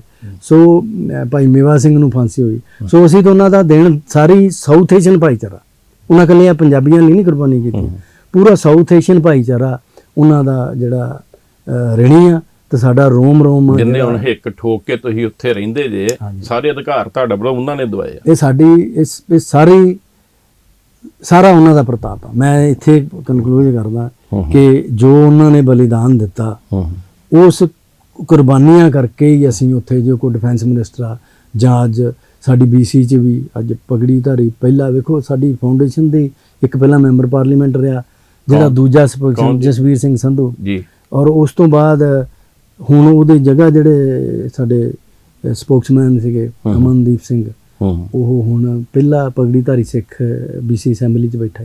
ਅੱਛਾ। ਸੋ ਸਾਡੀ ਆਰਗੇਨਾਈਜੇਸ਼ਨ ਨੇ ਕਾਫੀ, ਜਿੱਦਾਂ ਇਹਦੇ 'ਚ ਮੁੰਡਿਆਂ ਨੇ ਮਿਹਨਤ ਕੀਤੀ। ਫਿਰ ਜਦੋਂ ਇਹ ਕਿਸੇ ਨਾ ਕਿਸੇ ਖੇਤਰ 'ਚ ਮੱਲਾਂ ਮਾਰਦੇ ਚੰਗਾ ਲੱਗਦਾ ਜੀ। ਸਾਸਨ ਜੀ, ਕਾਮਾਗਾਟਾ ਮਾਰੂ ਨਾਲ ਇੱਕ ਹੋਰ ਗੱਲ ਜੁੜੀ, ਮੈਨੂੰ ਯਾਦ ਹੈ ਬਹੁਤ ਸਾਲ ਪਹਿਲਾਂ ਤੁਸੀਂ ਪੰਜਾਬ ਆਏ ਸੀ, ਤੇ ਉਹ ਸ਼੍ਰੀ ਅਕਾਲ ਤਖਤ ਸਾਹਿਬ ਨਾਲ ਜੁੜੀ ਕੋਈ ਗੱਲ ਸੀ। ਫਿਰ ਤੁਸੀਂ ਸ਼੍ਰੀ ਅਕਾਲ ਤਖਤ ਸਾਹਿਬ ਕੋਲੋਂ ਕੋਈ ਅਮੈਂਡਮੈਂਟ ਵੀ ਬਹੁਤ ਵੱਡੀ ਕਰਵਾਈ ਸੀ, ਉਹ ਕੀ ਸੀ? ਦੇਖੋ ਗੱਲ ਇਹ ਹੈ ਕਿ ਦੇਖੋ ਉਦੋਂ ਅਕਾਲ ਤਖਤ ਸਾਹਿਬ ਤੇ ਜਿਹੜੇ ਉਦੋਂ ਜਥੇਦਾਰ ਸੀ ਜਾਂ ਤੁਸੀਂ ਕਹਿ ਲਓ ਕਿ ਸਰਬਰਾਹ ਸੀਗੇ, ਉਹ ਸਰਦਾਰ ਰੂੜ ਸਿੰਘ ਹੋਣੀ ਸੀ। ਉਹਨਾਂ ਨੇ ਜਿਹੜੀ ਉਸ ਜੋ ਸਾਨੂੰ ਡਾਕੂਮੈਂਟੇਸ਼ਨ ਮਿਲੀ ਉਹਦੇ ਆਧਾਰ ਤੇ ਅਸੀਂ ਕਿਹਾ ਵੀ ਜਿਹੜੀ ਕਾਮਾਗਾਟਾ ਮਾਰੂ ਦੇ ਵਿੱਚ ਉਹਨੇ, ਕਿਉਂਕਿ ਇਹ ਤਕਰੀਬਨ ਆਈ ਥਿੰਕ 6 ਨਵੰਬਰ ਤੇ 1914 ਦੇ ਕਰੀਬ ਆ, ਉਹਨਾਂ ਨੇ ਕੁਝ ਕਿਹਾ ਸੀ ਕਿ ਇਹ ਨਾ ਇਹ ਅਸਿੱਖ ਆ ਜਿਹੜਾ ਪਾ ਕੇ, ਤੇ ਨਾ ਇਹ ਦੇਸ਼ ਭਗਤ ਆ। ਇਹ ਜਿਹੜੇ ਕਾਮਾਗਾਟਾ ਮਾਰੂ ਵਾਲੇ ਸੀ, ਹਾਂਜੀ, ਤੇ ਜਿਹੜੇ ਸ਼ਹੀਦ ਹੋਏ ਸੀ, ਨਾ ਇਹ ਸ਼ਹੀਦ ਆ ਤੇ ਅਸਿੱਖ ਵੀ ਆ। ਸਿੱਖ ਵੀ ਨਹੀਂ ਗੇ, ਅਸਿੱਖ ਨੇ।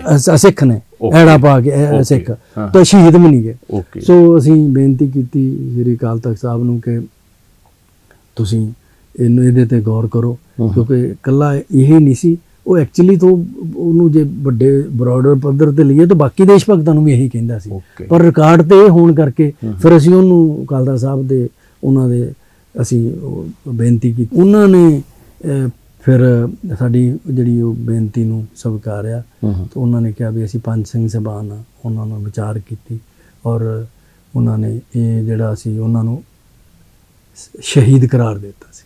ਉਹ ਪਹਿਲਾ ਜਿਹੜਾ ਹੁਕਮਨਾਮਾ ਸੀ ਉਹਦੇ ਵਿੱਚ ਸੋਧ ਕਰਕੇ ਸਿੱਖ ਕਰਾਰ ਦਿੱਤਾ, ਸਿੱਖ ਤੇ ਸ਼ਹੀਦ। ਬੜੀ ਵੱਡੀ ਗੱਲ ਹੈ। ਸੋ ਚੰਗਾ ਲੱਗਿਆ ਕਿ ਸ਼ਾਇਦ 102 ਸਾਲਾਂ ਬਾਅਦ ਇਹ ਜੋ 102 ਜਾਂ 103 ਸਾਲਾਂ ਬਾਅਦ, ਹਾਂਜੀ। ਇਸੇ ਤਰ੍ਹਾਂ ਇੱਕ ਤੁਸੀਂ ਹੋਰ ਮਿਸ਼ਨ ਚਲਾਇਆ ਹੈ ਜਲ੍ਹਿਆਂਵਾਲੇ ਬਾਗ ਬਾਰੇ। ਕੋਈ ਇੰਗਲੈਂਡ ਵੀ ਤੁਸੀਂ ਗਏ ਸੀ, ਇੱਥੇ ਆ ਕੇ ਵੀ ਤੁਸੀਂ ਕੋਈ ਡਿਮਾਂਡ ਕਰਦੇ ਰਹੇ ਸੀ, ਉਹ ਕੀ ਇਸ਼ੂ ਸੀ? ਦੇਖੋ ਇਸ ਤਰ੍ਹਾਂ ਕਿ ਮੈਂ ਜਦੋਂ ਪਿੱਛੇ ਜਿਹੇ ਆਇਆ 17 ਦੇ ਵਿੱਚ, ਤਾਂ ਮੈਨੂੰ ਲੱਗਿਆ ਕਿ ਮੈਂ ਦੇਸ਼ ਭਗਤ ਜਿਹੜੇ ਸ਼ਹੀਦ ਪਰਿਵਾਰ ਅੰਮ੍ਰਿਤਸਰ ਜਲ੍ਹਿਆਂਵਾਲੇ ਬਾਗ ਦੇ, ਮੈਨੂੰ ਇੰਨਾ ਕੁ ਪਤਾ ਸੀ ਉੱਥੇ ਕੋਈ ਪਰਿਵਾਰ ਇਕੱਠੇ ਹੋ ਕੇ ਕੋਈ ਕਰਦੇ ਆ, ਤੇ ਉਹਨਾਂ ਦੇ ਪ੍ਰਧਾਨ ਮਿਸਟਰ ਬਹਿਲ ਸੀ। ਮੈਂ ਉਹਨਾਂ ਨੂੰ ਜਾ ਕੇ ਮਿਲਿਆ ਤੇ ਮੈਨੂੰ ਲੱਗਿਆ ਕਿ ਉਹ ਕਹਿੰਦੇ ਅਸੀਂ ਇਹ ਫਾਈਟ ਕਰ ਰਹੇ ਹਾਂ ਬੇਟਾ, ਸਾਡੀ ਕੋਈ ਮਦਦ ਕਰੋ।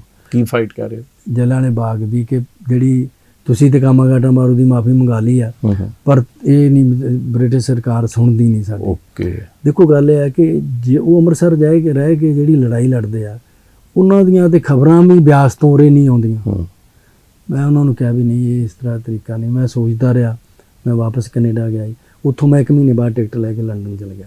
ਉੱਥੋਂ ਦੀ ਜਿਹੜੀ ਸਾਰੀ ਲੀਡਰਸ਼ਿਪ ਆ, ਜਿਹੜੀ ਆਪੋਜੀਸ਼ਨ ਦੀ, ਖਾਸ ਕਰਕੇ ਲੇਬਰ ਪਾਰਟੀ ਦੀ, ਉਹਨਾਂ ਨੂੰ ਮੈਂ ਮਿਲਿਆ ਉੱਥੇ, ਮੈਂਬਰ ਪਾਰਲੀਮੈਂਟ ਨੂੰ ਔਰ ਮਿਸਟਰ ਟੇਸੀ ਸ਼ਰਮਾ ਸੀਗੇ, ਸਾਰਿਆਂ ਨੂੰ ਮਿਲ ਕੇ ਉਹਨਾਂ ਨੂੰ ਦਿੱਤਾ। ਪਰ ਮੈਂ ਉਹਨਾਂ ਨੂੰ ਜਿਹੜੇ ਲੇਬਰ ਪਾਰਟੀ ਦੇ ਲੀਡਰ ਸੀ ਜਰਮੀ ਕੋਰਬਾਈਨ, ਉਹਨਾਂ ਨੂੰ ਮੈਂ ਮੈਮੋਰੰਡਮ ਦਿੱਤਾ ਕਿ ਤੁਸੀਂ ਅਸੀਂ ਉਮੀਦ ਕਰਦੇ ਕਿ ਤੁਸੀਂ ਅਗਲੇ ਪ੍ਰਧਾਨ ਮੰਤਰੀ ਹੋਵੋਗੇ। ਇਲੈਕਸ਼ਨ ਵੀ ਥੋੜ੍ਹੇ ਚਿਰ ਬਾਅਦ ਆਉਣ ਵਾਲੀ ਸੀ, ਤੇ ਉਹਨਾਂ ਨੂੰ ਅਸੀਂ ਕਿਹਾ ਕਿ ਤੁਸੀਂ ਇਹਨੂੰ ਪਾਰਲੀਮੈਂਟ 'ਚ ਇਹਦਾ ਕਰੋ, ਕਿਉਂਕਿ ਮੈਨੂੰ ਪਰਿਵਾਰਾਂ ਨੇ ਕਿਹਾ, ਅੰਮ੍ਰਿਤਸਰ ਪਰਿਵਾਰਾਂ ਨੇ ਮੈਨੂੰ ਉਹਨਾਂ ਨੇ ਮੈਨੂੰ ਹੁਕਮ ਲਾਇਆ, ਮੈਂ ਇੱਥੇ ਆ। ਤਾਂ ਉਹਨਾਂ ਪਰਿਵਾਰਾਂ ਦੇ ਬਿਹਾਫ ਤੇ, ਸਾਰੇ ਪੰਜਾਬ ਤੇ ਭਾਰਤ ਵਾਸੀਆਂ ਦੇ ਬਿਹਾਫ ਤੇ ਮੈਂ ਤੁਹਾਨੂੰ ਇਹ ਅਪੀਲ ਕਰਦਾ ਵੀ ਤੁਸੀਂ ਇਹ ਮਾਫੀ ਮੰਗੋ। ਸੋ ਮੀਡੀਆ ਵੀ ਸੀ ਨਾਲ, ਉਹ ਕਹਿੰਦੇ ਵੀ ਜਦੋਂ ਸਾਡੀ ਪਾਰਟੀ ਪਾਵਰ ਚਾਹੀਏ ਅਸੀਂ ਪਹਿਲਾਂ ਇਹ ਕੰਮ ਕਰਾਂਗੇ। ਤੁਸੀਂ ਪਹਿਲਾਂ ਹੀ ਉਹਨਾਂ ਨੂੰ ਬਾਉਂਡ ਕਰ ਦਿਆ ਮੀਡੀਆ ਕਰਕੇ।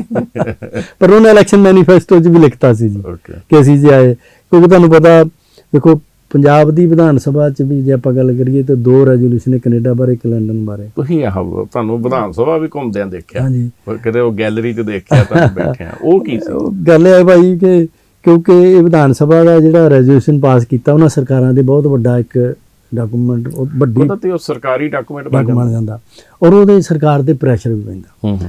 ਔਰ ਉਹਦੇ 'ਚ ਅਸੀਂ ਉਹਨਾਂ ਨੂੰ ਕਿਹਾ ਸੀ ਕਿ ਤੁਸੀਂ ਕੇਂਦਰ ਸਰਕਾਰ ਨੂੰ ਲਿਖੋ ਕਿ ਤਾਂ ਜੋ ਉੱਥੇ ਮਾਫੀ ਮੰਗੀ ਜਾ ਸਕੇ। ਪਹਿਲਾ ਇਸ਼ੂ, ਪਹਿਲਾਂ ਤੇ ਕਾਮਾਗਾਟਾ ਮਾਰੂ ਤੇ ਮਾਫੀ ਦਾ ਕਰਾ ਕੇ ਗਏ ਜੀ, ਔਰ ਉਸ ਤੋਂ ਬਾਅਦ ਅਸੀਂ ਸਾਡੀ ਫਾਊਂਡੇਸ਼ਨ ਨਾਲ, ਮੈਂ ਖੁਦ ਆਇਆ ਜੀ ਉਦੋਂ ਜਲ੍ਹਿਆਂਵਾਲੇ ਬਾਗ ਤੇ, ਕਿ ਲੰਡਨ ਸਰਕਾਰ ਆ, ਉਹਨਾਂ ਪਰਿਵਾਰਾਂ ਦੀ ਉਹ ਕਹਿੰਦੇ ਆ ਮਾਫੀ ਮੰਗੋ, ਤੇ ਉਹ ਬਹੁਤ ਇਹਨਾਂ ਦਾ ਧੰਨਵਾਦ ਕਰਦੇ ਆ। ਪੰਜਾਬ ਸਰਕਾਰ ਉਦੋਂ ਤੇ ਜਿਹੜੀ ਦੋਨੋਂ ਮਤੇ ਕਰਨ ਵਾਲੇ, ਉਹਨਾਂ ਦਾ ਬਹੁਤ ਬਹੁਤ ਮਿਹਰਬਾਨੀ ਕਿ ਉਹਨਾਂ ਨੇ ਇਹ ਕੰਮ ਜਿਹੜਾ ਉਹ ਸਾਡੀ ਆਵਾਜ਼ ਸੁਣ ਕੇ ਉਹ ਕੀਤਾ, ਔਰ ਚੰਗੀ ਗੱਲ ਆ। ਔਰ ਉਹਦੇ ਲਈ ਅਸੀਂ ਅਜੇ ਵੀ ਫਾਈਟ ਕਰ ਰਹੇ ਹਾਂ। ਅੱਛਾ, ਕਿ ਉਹਦੇ ਲਈ ਮਾਫੀ ਜਿਹੜੀਆਂ ਸਰਕਾਰਾਂ ਨੂੰ ਕਿਉਂ ਨਾ ਮੰਨ। ਦੇਖੋ ਗੱਲ ਇਹ ਹੈ ਕਿ 13 ਅਪ੍ਰੈਲ 1919 ਨੂੰ 4 ਵਜੇ ਗੋਲੀ ਸ਼ੁਰੂ ਕਰਤੀ, 4:10 ਤੇ ਅਸਲਾ ਮੁੱਕ ਗਿਆ, ਜੋ ਇਨਫੋਰਮੇਸ਼ਨ ਅਸੀਂ ਪੜ੍ਹੀ, ਔਰ 10 ਮਿੰਟਾਂ 'ਚ ਹਜ਼ਾਰਾਂ ਲੋਕ ਮਾਰ ਕੇ ਹੋ ਗਿਆ ਉਹ ਨੱਥੇ ਲੋਕ ਆ। ਹਾਂਜੀ, ਕਿਉਂ ਨਾ ਉਹਨਾਂ ਪਰਿਵਾਰਾਂ ਨੂੰ, ਜਾਂ ਉਹ ਦੇਸ਼ਵਾਸੀ, ਇਕੱਲਾ ਉਹ ਪਰਿਵਾਰ ਨਹੀਂ, ਉਹ ਸਾਡੇ ਵੀ ਸ਼ਹੀਦ ਸੀ, ਉਹਨਾਂ ਦੇ ਤੇ ਪਰਿਵਾਰ ਦੇ ਮੈਂਬਰ ਸੀ, ਸਾਡੇ ਵੀ ਉਹ ਬਜ਼ੁਰਗ ਸੀ, ਸਾਡੇ ਪੁਰਖੇ ਸੀ। ਸੋ ਸਾਨੂੰ ਦੁੱਖ ਹੈ ਉਹਨਾਂ ਹੀ ਜਿੰਨਾ ਪਰਿਵਾਰਾਂ ਨੂੰ ਆ। ਸੋ ਅਸੀਂ ਕਿਹਾ ਵੀ ਉਹਦੀ ਬਕਾਇਦਾ ਤੌਰ ਤੇ ਉੱਥੇ ਲੰਡਨ ਹਾਊਸ ਆਫ ਕਾਮਨਸ ਜਿਹੜੀ ਆ ਮਾਫੀ, ਜਿੱਥੇ ਅਫੀਸ਼ੀਅਲ ਰਿਕਾਰਡ ਤੇ ਰੈਕੋਗਨਾਈਜ਼ ਹੋਣਾ ਚਾਹੀਦੀ ਉਹ ਗੱਲ। ਸੋ ਉਹਦੇ ਲਈ ਅਸੀਂ ਫਾਈਟ ਕਰ ਰਹੇ ਹਾਂ। ਓਕੇ, ਤੁਸੀਂ ਅੰਡੇਮਾਨ ਨਿਕੋਬਾਰ ਵੀ ਗਏ ਸੀ, ਉਹਦੇ ਬਾਰੇ ਵੀ ਇੱਥੇ ਆ ਕੇ ਤੁਸੀਂ ਪ੍ਰੈਸ ਕਾਨਫਰੰਸਾਂ ਕਰਦੇ ਰਹੇ ਕਈ ਸਾਲ ਪਹਿਲਾਂ। ਉਹ ਵੀ ਕਾਮਾਗਾਟਾ ਮਾਰੂ ਉਹ ਕਾਂਡ ਨਾਲ ਜੁੜੀ ਗੱਲ ਸੀ ਭਾਈ। ਉਹ ਇਸ ਤਰ੍ਹਾਂ ਸੀ ਕਿ ਮੈਂ ਉਸੇ ਸੈਲਰ ਜੇਲ੍ਹ ਦੇਖਣ ਗਿਆ ਸੀ। ਓਕੇ, ਕਿਉਂਕਿ ਸਾਡੇ ਬਾਬਾ ਸੋਹਣ ਸਿੰਘ ਭਕਨਾ ਹੋਣੀ ਤੇ ਪੰਜਾਬ ਦੇ ਹੋਰ ਜਿਹੜੀ ਗਦਰੀ ਆ, ਉਹ ਉੱਥੇ ਭਾਨ ਸਿੰਘ ਸਨੇਤ ਉੱਥੇ ਤਸ਼ੱਦਦ ਨਾਲ, ਪੰਜਾਬ ਦੇ 6 ਗਦਰੀ ਤਸ਼ੱਦਦ ਨਾਲ ਹੀ ਸ਼ਹੀਦ ਕਰਤੇ ਸੀ ਉਸ ਜੇਲ੍ਹ 'ਚ। 57 ਟੋਟਲ ਗਦਰੀ ਸੀ, ਪਰ 6 ਗਦਰੀ ਜਿਹੜੇ ਪੰਜਾਬ ਦੇ ਉੱਥੇ ਤਸ਼ੱਦਦ ਨਾਲ ਹੀ ਸ਼ਹੀਦ ਹੋ ਗਏ, ਜੇਲ੍ਹ 'ਚ ਸ਼ਹੀਦ ਹੋ ਗਏ। ਪਰ ਉੱਥੇ ਮੈਂ ਇੱਕ ਦਿਨ ਉੱਥੇ ਹੋਟਲ 'ਚ ਪਿਆ ਤੇ ਉੱਥੇ ਮੈਨੂੰ ਲੱਗਿਆ ਕਿ ਇਸ ਦੇਸ਼ ਦੇ ਨਾ ਮਹਾਨਗਰਾਂ ਦੇ ਨਾਂ ਜਿਹੜੇ ਆ ਬਦਲ ਦਿੱਤੇ ਗਏ ਆ। ਕਲਕੱਤੇ ਦਾ ਬਦਲਤਾ ਇਹਨਾਂ ਨੇ, ਇਹ 2016 ਦੇ ਐਂਡ ਦੀ ਗੱਲ ਹੈ, ਨਵੰਬਰ ਦੀ ਗੱਲ ਹੈ।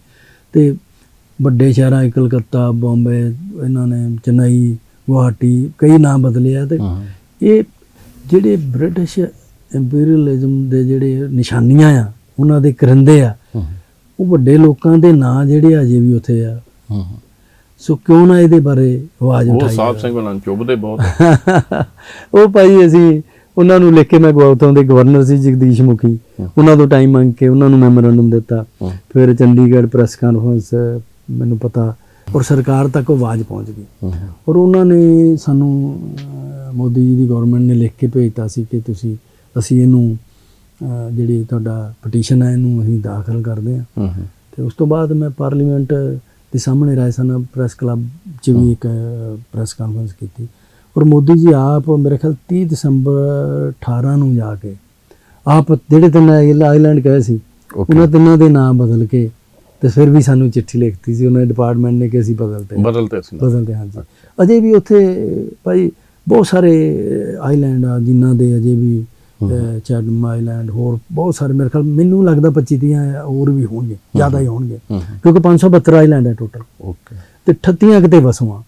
ਪਰ ਉਹ ਅਸੀਂ ਚਾਹੁੰਦੇ ਕਿ ਉਹ ਬਦਲ ਕੇ ਦੇਸ਼ ਭਗਤਾਂ ਦੇ ਨਾਂ ਰੱਖੇ ਆ। ਬੰਦੇ ਵੀ ਇਹੀ ਆਮ ਕਿਹਾ ਜਾਂਦਾ ਵੀ ਥਿੰਦ ਸਾਹਿਬ ਦੇ ਜਿਹੜੇ ਨਾ ਪੈਰ ਨਹੀਂ ਥੱਲੇ ਲੱਗਦੇ, ਇਹਨਾਂ ਨੂੰ ਕੋਈ ਮੁੱਦਾ ਆਵੇ ਤੇ ਬੈਗ ਤਿਆਰ ਕਰਦੇ ਕੈਨੇਡਾ ਤੋਂ। ਜਿੱਦਾਂ ਅਸੀਂ ਚੰਡੀਗੜ੍ਹ ਤੋਂ ਮੋਹਾਲੀ ਆਉਂਦਾ ਹੁੰਦਾ ਜਹਾਜ਼ 'ਚ ਚੜ੍ਹ ਕੇ ਤੇ ਆ ਲੈਂਡ ਕਰਦੇ ਨੇ।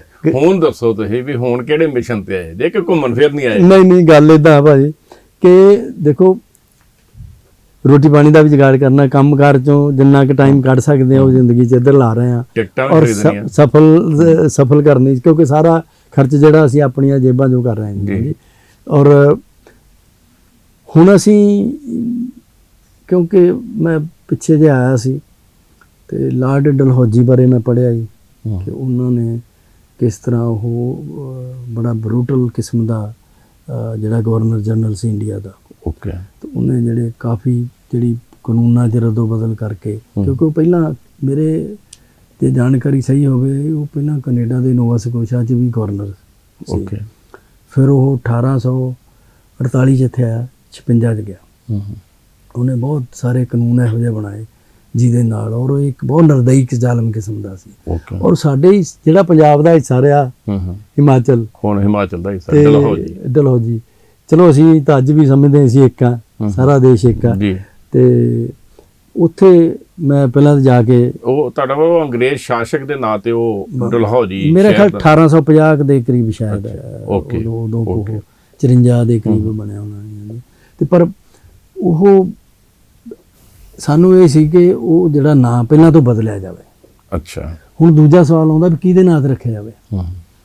ਉਹਦੇ ਲਈ ਅਸੀਂ ਇਹ ਸਮਝਦੇ ਹਾਂ ਕਿ ਕੁਝ ਦੇਸ਼ ਭਗਤ ਆ ਜਿਨ੍ਹਾਂ ਦਾ ਹਰ ਸੜਕ ਤੇ ਨਾਂ, ਬਹੁਤ ਸਾਰੇ ਚੌਂਕਾਂ ਦੇ ਨਾਂ, ਮੈਂ ਜ਼ਰੂਰ ਇਹ 'ਚ ਮੈਨੂੰ ਕੋਈ ਨਹੀਂ, ਸਰਦਾਰ ਭਗਤ ਸਿੰਘ ਉਹਨਾਂ ਨੂੰ ਨਾਂ ਦੀ ਲੋੜ ਨਹੀਂ, ਬਹੁਤ ਵੱਡਾ ਨਾਂ ਜੀ, ਜ਼ਿਲ੍ਹੇ ਦਾ ਨਾਂ ਸੁਭਾਸ਼ ਚੰਦਰ ਬੋਸ ਜੀ ਆ ਜੀ, ਪਰ ਸਰਦਾਰ ਊਧਮ ਸਿੰਘ ਆ, ਸ਼ਹੀਦ ਕਰਤਾਰ ਸਿੰਘ ਸਰਾਭਾ, ਹੋਰ ਮਦਨ ਲਾਲ ਢੀਂਗਰਾ, ਜਿਨ੍ਹਾਂ ਨੂੰ ਸਾਰਾ ਦੇਸ਼ ਜਾਣਦਾ।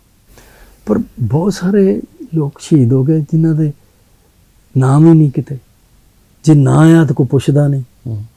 ਅਸੀਂ ਉਹ ਜਿਹੜੇ ਅਣਗੌਲੇ ਵਰਗੇ ਆ ਰਹਿ ਗਏ ਲੋਕ, ਉਹਨਾਂ ਨੂੰ ਅਸੀਂ ਚਾਹੁੰਦੇ ਵੀ ਉਹਨਾਂ ਦੀ ਜਿਹੜੀ ਉਹਨਾਂ ਨੇ ਸ਼ਹਾਦਤਾਂ ਦਿੱਤੀਆਂ, ਉਹਨਾਂ ਨੇ ਜਿਹੜੀਆਂ ਕੁਰਬਾਨੀਆਂ ਵਾ, ਉਹਨਾਂ ਨੂੰ ਦੇਸ਼ ਮਨਜ਼ੂਰ ਕਰੇ ਕਿ ਇਹਨਾਂ ਦੀਆਂ ਕੁਰਬਾਨੀਆਂ। ਸੋ ਉਹਦੇ ਲਈ ਅਸੀਂ ਲੜਾਈ ਲੜ ਰਹੇ ਹਾਂ। ਔਰ ਉਹਦੇ ਲਈ ਅਸੀਂ ਸਰਕਾਰ ਨੂੰ ਸੁਜੈਸ਼ਨ ਕੀਤੀ ਕਿ ਸਰਦਾਰ ਭਗਤ ਸਿੰਘ ਉਹਨਾਂ ਦੇ ਚਾਚਾ ਜੀ ਸਰਦਾਰ ਅਜੀਤ ਸਿੰਘ ਜੀ, ਚਾਚਾ ਅਜੀਤ ਸਿੰਘ ਜੀ, ਦੇਖੋ ਫਾਂਸੀ ਹੋ ਗਈ ਬੰਦੇ ਨੂੰ, ਬਹੁਤ ਵੱਡਾ ਗੱਲ ਆ, ਪਰ ਜਿਉਂਦੇ ਰਹਿ ਕੇ ਵੀ ਮਰ ਮਰ ਕੇ ਕੰਮ ਕਰਨਾ ਬਹੁਤ ਔਖਾ। ਅੰਡਰਗਰਾਉਂਡ ਰਹਿ ਕੇ 40 ਸਾਲ ਜਲਾਵਤਨ ਰਿਹਾ ਸਰਦਾਰ ਅਜੀਤ ਸਿੰਘ, ਸਰਦਾਰ ਅਜੀਤ ਸਿੰਘ, ਕਿਉਂਕਿ ਪਗੜੀ ਸੰਭਾਲ ਜੱਟਾ ਮੇਰਾ ਖਿਆਲ ਆ 1907 ਚ ਰੰਗੂਨ ਜੇਲ੍ਹ ਲਾਲਾ ਲਾਜਪਤ ਰਾਏ ਜੀ ਤੋਂ 2 ਸਾਲ ਕੱਟ ਕੇ ਲਾਲਾ ਜੀ ਤੇ ਲਾਹੌਰ ਆ ਗਏ ਵਕਾਲਤ ਕਰਨ, ਪਰ ਉਹ ਚਲ ਗਏ ਅਰਜਨਟੀਨਾ ਤੇ ਮੁੜ ਕੇ ਦੇਸ਼ ਆਜ਼ਾਦ ਹੋਣ ਤੱਕ 40 ਸਾਲ ਉਹਨਾਂ ਨੇ ਬਹੁਤ ਕੰਮ ਕੀਤਾ। ਔਰ ਅੰਡਰਗਰਾਉਂਡ ਰਹਿ ਕੇ ਕੰਮ ਕਰਨਾ ਜਿਨ੍ਹਾਂ ਨੇ ਕੀਤਾ। ਡਲਹੌਜੀ ਨਾਲ ਕੀ ਨਾਂ ਜੁੜਦਾ ਉਹਨਾਂ ਦਾ? ਉਹ ਲਾਹੌਰ ਆ ਗਏ ਪਹਿਲਾਂ ਤੋਂ, ਜਦੋਂ ਸੈਕੰਡ ਵਰਲਡ ਵਾਰ 'ਚ ਉਹਨਾਂ ਨੂੰ ਨਾ ਇਟਲੀ ਤੋਂ ਸ਼ਾਇਦ ਫੜ ਕੇ ਉਹਨਾਂ ਨੂੰ ਲੰਡਨ ਲੈ ਗਏ ਸੀ, ਫਿਰ ਇੱਥੇ ਆ ਗਏ। ਉਹਨਾਂ ਨੂੰ ਛੱਡਤਾ ਸੀ ਪਹਿਲਾਂ ਬ੍ਰਿਟਿਸ਼ ਗਵਰਨਮੈਂਟ ਨੇ। ਲਾਹੌਰ ਜਦੋਂ ਆਏ ਤਾਂ ਬਾਕੀ ਦੇਸ਼ ਭਗਤਾਂ ਨੇ ਕਿਹਾ ਕਿ ਤੁਸੀਂ, ਕਿਉਂਕਿ ਉਹਨਾਂ ਦੀ ਹਾਲਤ ਦਮਾ ਸ਼ਾਇਦ ਹੋ ਗਿਆ ਸੀ। ਔਰ ਉਹਦੇ 'ਚ ਉਹਨਾਂ ਨੇ ਕਿਹਾ ਵੀ ਇਹਨਾਂ ਨੂੰ ਠੰਡੇ ਥਾਂ ਤੇ ਭੇਜ ਦਿਓ। ਸੋ ਸਰਦਾਰ ਅਜੀਤ ਸਿੰਘ ਆਜ਼ਾਦੀ ਦਾ ਜਿਸ ਦਿਨ ਅਨਾਉਂਸਮੈਂਟ ਹੋਈ ਆ, ਉਹ ਪਹਿਲਾਂ ਚੱਲ ਗਏ ਸੀ ਉੱਥੇ, ਔਰ ਜਿਸ ਦਿਨ ਅਨਾਉਂਸਮੈਂਟ ਹੋਈ ਹੈ ਦੇਸ਼ ਦੀ ਵੀ ਦੇਸ਼ ਆਜ਼ਾਦ ਹੋ ਗਿਆ, ਔਰ ਉਹ ਵੰਡ ਤੋਂ ਦੁਖੀ ਵੀ ਸੀ, ਦੰਗਿਆਂ ਤੋਂ ਦੁਖੀ ਵੀ ਸੀ, ਔਰ 15 ਅਗਸਤ 47 ਵਾਲੇ ਦਿਨ ਹੀ ਆਪਦੇ ਪ੍ਰਾਣ ਤਿਆਗ ਗਿਆ। ਕਿੱਥੇ? ਡਲਹੌਜੀ। ਉਹਨਾਂ ਦਾ ਸੰਸਕਾਰ ਵੀ ਉੱਥੇ ਹੋਇਆ। ਫਿਰ ਲੋਕਲ ਮੁੰਡਿਆਂ ਨੇ ਉੱਥੇ, ਨੌਜਵਾਨਾਂ ਨੇ ਇਕੱਠੇ ਹੋ ਕੇ ਉਹਨਾਂ ਦਾ ਬੁੱਤ ਲਾਇਆ, ਉੱਥੇ ਜਗ੍ਹਾ ਵੀ ਬਣਾਈ। ਸੋ ਉਹਨਾਂ ਦਾ ਬਹੁਤ ਵੱਡਾ ਕੰਮ ਆ। ਸੋ ਅਸੀਂ ਉਹਨਾਂ ਨੂੰ, ਸਰਕਾਰ ਨੂੰ ਇਹ ਕਿਹਾ ਕਿ ਤੁਸੀਂ ਉਹਨਾਂ ਦਾ ਨਾਂ ਰੱਖੋ, ਬਾਕੀ ਸੁਭਾਸ਼ ਚੰਦਰ ਮੈਕਲੋਡਗੰਜ ਆ ਹੋਰ ਸੁਭਾਸ਼ ਚੰਦਰ ਬੋਸ ਜੀ ਦਾ ਰੱਖੋ।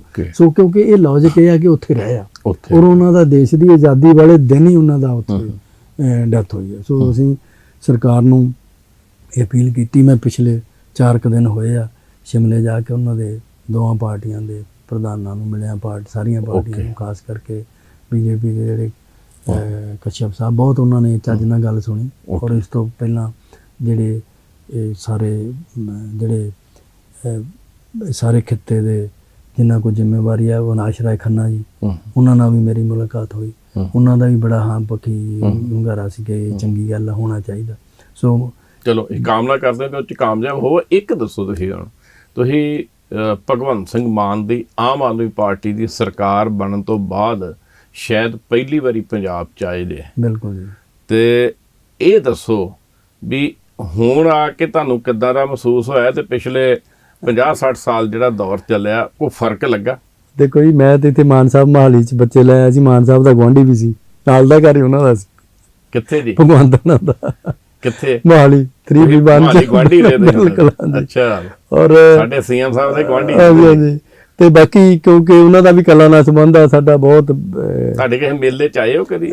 ਆਏ ਨਹੀਂ, ਪਰ ਅਸੀਂ ਬਹੁਤ ਵਾਰੀ ਮਿਲੇ ਜੀ। ਸਾਡਾ ਕਿਉਂਕਿ ਕਲਾਕਾਰਾਂ ਦਾ ਸੰਬੰਧ ਹੋਣ ਕਰਕੇ ਹਰਪ੍ਰੀਤ ਮਾਨ ਹੋਣਾ ਨੇ ਮਿਲਾਇਆ ਸੀ ਮੈਨੂੰ, ਸਾਡੀ ਬਹੁਤ ਵਾਰੀ ਮੁਲਾਕਾਤ ਹੋਈਆਂ ਜੀ। ਔਰ ਮੈਨੂੰ ਯਾਦ ਆ ਇੱਕ ਵਾਰੀ ਤਾਂ ਅਸੀਂ ਸੈਕਰਾਮੈਂਟੋ ਕੁਲਦੀਪ ਸਿੰਘ ਢਾਲੀਵਾਲ ਹੋਣਾ ਦੇ ਮੈਂ ਪਰਿਵਾਰ ਸਮੇਤ ਗਿਆ ਜੀ, ਮਾਨ ਸਾਹਿਬ ਵੀ ਉੱਥੇ ਸੀ। ਅੱਛਾ, ਜਿਹੜੇ ਹੁਣ ਪੇਂਡੂ ਵਿਕਾਸ ਮੰਤਰੀ। ਬਿਲਕੁਲ ਜੀ, ਉਹ ਸਾਡੇ ਬਹੁਤ ਪਰਮਿੱਤਰ ਆ ਜੀ। ਸੋ ਅਸੀਂ ਸੋਚਦੇ ਇਹ ਆ ਜੀ, ਦੇਖੋ ਚੇਂਜ ਆਈ, ਬਾਹਰਲੇ ਜਿਹੜੇ ਲੋਕ ਆ ਪੰਜਾਬ ਦੇ ਉਹ ਚਾਹੁੰਦੇ ਹੀ ਚੇਂਜ ਆਵੇ, ਉਹਨਾਂ ਨੂੰ ਬਹੁਤ ਰਾਹਤ ਮਿਲੀ ਹੈ। ਰਾਹਤ ਕੀ ਜੀ, 100 ਗਾਰਡ ਲੈ ਕੇ ਫਿਰਦੇ ਤੁਸੀਂ, ਕੋਈ ਸੰਗ ਕਰੋ। ਰੇਤ ਖਾ ਗਏ ਤੁਸੀਂ, ਸਾਰਾ ਪੰਜਾਬ ਖਾ ਗਏ, ਸੜਕਾਂ ਟੁੱਟੀਆਂ ਹੋਈਆਂ। ਕੱਲ ਮੈਂ ਸਰ ਲੁਧਿਆਣੇ ਤੋਂ ਲੰਘਿਆ ਤਾਂ ਇੱਕ ਪਾਸੇ ਜਾਣ ਦਾ ਟੋਲ ਟੈਕਸ 270 ਰੁਪਏ। ਆਮ ਬੰਦਾ ਕੀ ਕਰੂਗਾ? ਰੁੱਖ ਸੜਕਾਂ ਤੋਂ ਵੇਚਤੇ, ਟੋਲ ਟੈਕਸ ਤਾਂ ਸਾਰੇ ਇੰਡੀਆ 'ਚ, ਸਾਰੇ ਸਟੇਟਾਂ 'ਚ। ਨਹੀਂ, ਮੈਂ ਗੱਲ ਕਰਦਾ ਵੀ ਨਿੱਘਰ ਰਿਹਾ ਕੰਮ। ਮੈਂ ਇਕੱਲੀ ਸਟੇਟ ਦੀ ਨਹੀਂ ਗੱਲ ਕਰ ਰਿਹਾ, ਮੈਂ ਇਹਨਾਂ ਦਾ ਉਹ ਕਿਉਂਕਿ ਮੁੱਖ ਮਾਰਗ ਆ, ਮੈਂ ਇਹ ਕਰ ਰਿਹਾ ਵੀ ਲੋਕਾਂ ਦਾ ਕੀ ਹਾਲ ਆ। ਤੁਸੀਂ ਕਿਹਾ ਵੱਡੇ ਗੱਡੀਆਂ ਤੇ ਉਹ ਸਿਕਿਉਰਿਟੀ ਲੈ ਕੇ ਚੱਲਦੇ, ਹਾਂਜੀ, ਹੁਣ ਨਹੀਂ ਕਰੇ ਤੁਸੀਂ ਸਿਕਿਉਰਿਟੀ? ਹੁਣ ਘੱਟ ਦਿਸ ਰਿਹਾ ਮੇਰੇ ਖਿਆਲ 'ਚ। ਅੱਛਾ, ਫਰਕ ਆ। ਬਾਕੀ ਦੇਖੋ ਲੋਕਾਂ ਨੇ ਚੇਂਜ ਕੀਤੀ ਆ, ਤੇ ਅਸੀਂ ਇਹ ਸੋਚਦੇ ਹਾਂ ਕਿ ਜ਼ਮੀਨੀ ਪੱਧਰ ਤੇ ਵੀ ਚੇਂਜ ਹੋਣੀ ਚਾਹੀਦੀ ਆ। ਲੋਕ ਇਹ ਆਸ ਕਰਦੇ ਆ। ਜੋ ਲੋਕਾਂ ਦੀਆਂ ਆਸਾਂ ਨੇ। ਆਸਾਂ ਆ ਉਹ ਤੇ, ਕਿਉਂਕਿ ਕੁਝ ਮੰਤਰੀ ਇਹਨਾਂ 'ਚ ਮੇਰੇ ਮਿੱਤਰ ਵੀ ਨੇ, ਹਰਪਾਲ ਚੀਮੇ ਹੋਣੇ, ਓਕੇ, ਹਾਂਜੀ, ਔਰ ਭਾਈ ਕੁਲਦੀਪ ਸਿੰਘ ਧਾਲੀਵਾਲ, ਲੋਕੀ ਉਮੀਦ ਕਰਦੇ ਆ ਕਿ ਇਹ ਹੋਰ ਵੀ ਐਮਐਲਏ ਵੀ ਬਹੁਤ ਵੱਡੀਆਂ ਆਸਾਂ, ਬਹੁਤ ਵੱਡੀਆਂ ਆਸਾਂ ਔਰ ਲੱਗੇ ਹੋਏ ਆ। ਔਰ ਮੈਂ ਲੋਕਾਂ ਨੂੰ ਕਹੂੰਗਾ ਕਿ ਟਾਈਮ ਦਿਓ, ਤੇ ਮੈਨੂੰ ਉਮੀਦ ਹੈ ਕਿ ਜਿਹੜੀ ਆ ਇਹ ਬਦਲਾਅ ਜਿਹੜਾ ਉਹ ਚੰਗੇ ਜਿਹੜੇ ਉਹਦੇ ਰਿਜ਼ਲਟ ਚੰਗੇ ਹੋਣਗੇ। ਸਾਹਿਬ ਜੀ ਬਹੁਤ ਧੰਨਵਾਦ। ਗੱਲ ਖਤਮ ਕਰਨ ਨੂੰ ਜੀ ਨਹੀਂ ਕਰਦਾ, ਕਿਉਂਕਿ ਇੱਕ ਜਿਹੜਾ ਸੰਘਰਸ਼ਸ਼ੀਲ ਇਨਸਾਨ ਹੋਵੇ ਉਹਦੇ ਨਾਲ ਗੱਲਾਂ ਕਰਨ ਦਾ ਸਵਾਦ ਵੀ ਬਹੁਤ ਆਉਂਦਾ, ਕਿਉਂਕਿ ਕਿਹਾ ਜਾਂਦਾ ਵੀ ਸਾਹਿਬ ਸਿੰਘ ਥਿੰਦ ਜਿਹੜਾ ਇਹਨਾਂ ਦੇ ਪੈਰ ਟਿਕਦੇ ਨਹੀਂ ਗੇ, ਇਹ ਆਪਣੇ ਕਦਮ ਰੋਕ ਨਹੀਂ ਸਕਦੇ, ਕੋਸ਼ਿਸ਼ ਕਰਦੇ ਨੇ ਵੀ ਕੋਈ ਇੱਦਾਂ ਦਾ ਕਰਕੇ ਦਿਖਾਈਏ ਜਿਹੜੇ ਸਾਡੇ ਬਜ਼ੁਰਗ, ਜਿਹੜੇ ਸਾਡੇ ਸ਼ਹੀਦ ਨੇ, ਜਿਨ੍ਹਾਂ ਨੇ ਸਾਡੇ ਲਈ, ਸਾਡੀ ਨਵੀਂ ਜਨਰੇਸ਼ਨ ਦੀ ਬੜਾ ਕੁਛ ਕੀਤਾ, ਉਹ ਹਮੇਸ਼ਾ ਯਾਦ ਰਹਿਣ ਤੇ ਜਿਉਂਦੇ ਰਹਿਣ। ਸੋ ਆਸ ਕਰਦੇ ਹਾਂ ਵੀ ਸਾਹਿਬ ਹੋਣਾ ਦੇ ਕਦਮ ਇੱਦਾਂ ਹੀ ਅੱਗੇ ਵੱਧਦੇ ਰਹਿਣਗੇ ਤੇ ਹੁਣ ਮਿਸ਼ਨ ਡਲਹੌਜੀ ਵੀ ਇਹ ਸਰ ਕਰਨ ਵਿੱਚ ਕਾਮਯਾਬ ਹੋਣ।